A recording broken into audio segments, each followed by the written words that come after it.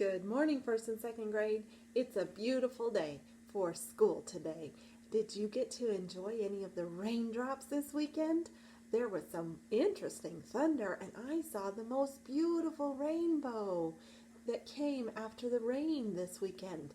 It was so big it wouldn't all fit inside my camera window when I was trying to take the picture, but it was beautiful. And then it had a light double rainbow that went with it all the way across the sky.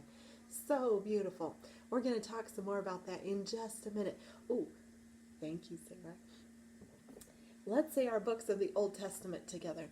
Genesis, Exodus, Leviticus, Numbers, Deuteronomy, Joshua, Judges, Ruth, 1st and 2nd Samuel, 1st and 2nd Kings, 1st and 2nd Chronicles, Ezra, Nehemiah, Esther, Job, Psalms, Proverbs, Ecclesiastes, Song of Solomon, Isaiah, Jeremiah, Lamentations, Ezekiel, Daniel, Hosea, Joel, Amos, Obadiah, Jonah, Micah, Nahum, Habakkuk, Zephaniah, Haggai, Zechariah, Malachi.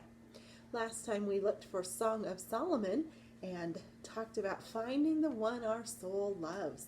Now we're ready for the next book of the Bible. What is it?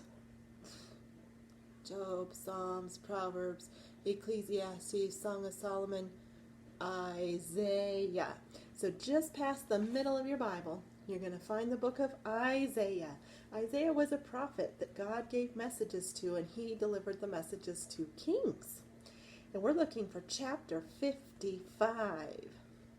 I had a hard time choosing a good verse from Isaiah because there are so many exciting and encouraging verses in the book of Isaiah, along with some warnings as well. Isaiah 55, verse 8. Pause the video till you find Isaiah 55, 8. Okay, let's read it together. Isaiah 55, 8. For my thoughts are not your thoughts, neither are your ways my ways, saith the Lord. You know, God has a plan for you. He has thought about you, and he has thought, when you grow up, I want you to do this for me. And so I'm going to make you good at this thing, and I'm going to make it so that you can learn about this thing, and I'm going to make sure that this happens in your life to get you ready for that thing I have planned for your life. Sometimes we look at things that happen in our life and we think, what in the world?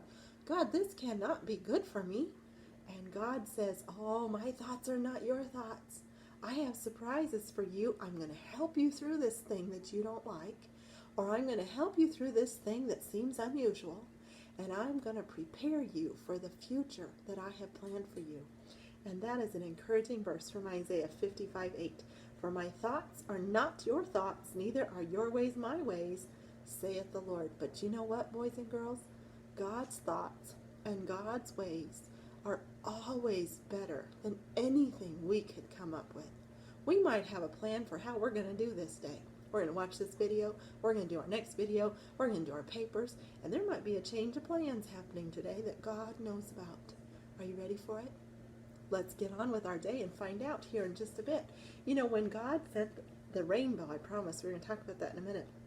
When God sent the rainbow, it came after he flooded the whole earth to destroy those who would not obey him. He gave them 969 years of warnings. And they said, no, I'm not going to do it your way, God. And God said, that's so sad. And he sent that flood. But he did preserve Noah and his family in that ark. And you know, they had to sit on that ark for 40 days and 40 nights of rain. And then they had to wait for the rain to go down. And then they could finally get off the ark. Have you felt like you've been cooped up at home forever? It hasn't even been as long as it was on that ark. You know, his thoughts were not Noah's thoughts. Noah thought, what is he doing? His ways were not Noah's ways, but Noah obeyed. And it turned out good for him. It blessed him. And we can do the same. Well, I want to finish reading a few things from your last packet because I am going to check your new packets today. I really wanted to do it on Friday, but it took me so long to do some errands and finish getting your math test ready that I ran out of day on Friday. So I'm going to get that done today. Here are some poems from second grade about their pets, left from the last packet. This one is from Taylor. I have a pet cat. He lives on a mat. I named him Pat His favorite toy is a bat. I love my cat. I don't think Taylor has a real cat, but I love all the rhyme that she put into her poem, and it made a neat rhythm as well when I was reading it.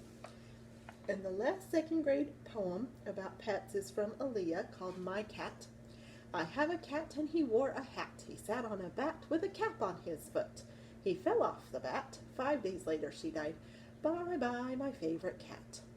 Aaliyah's kind of interesting how you started with a he cat and then you ended with a she cat. Not sure what happened there. Well, first graders, I've got a couple more butterfly writings that I wanted to share with you from your classmates. This one is from Sadie. It's called The Butterfly. Great job with your capital letters. So pretty with your cursive as well.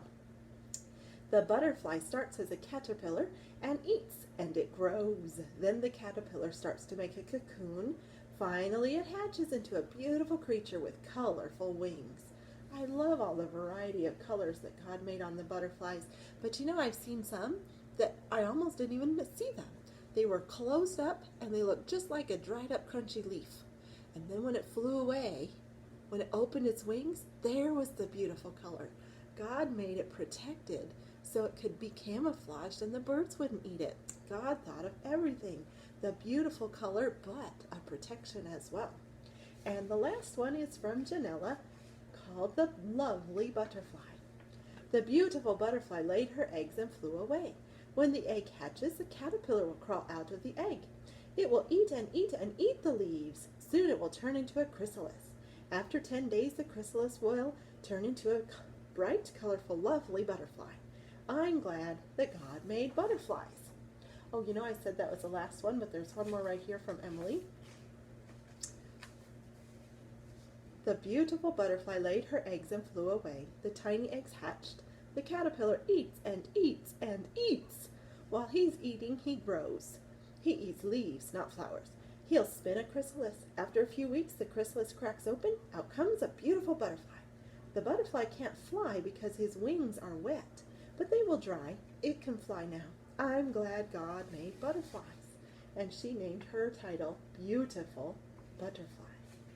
And you're right, Emily, when they first come out of their chrysalis, their wings are too wet to fly. And if you see a butterfly struggling to come out of that chrysalis, don't try to help it.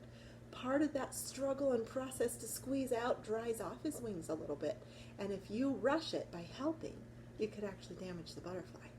I learned that in science class. Well, we need to get to work, don't we? I've got my coffee ready to go, and I've got my bag of homework. Oh, I have a lot to do.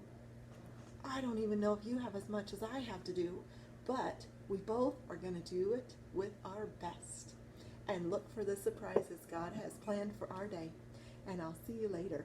Ooh, if you're into Star Wars, today is Monday, May 4th, so may the 4th be with you. Have a good day.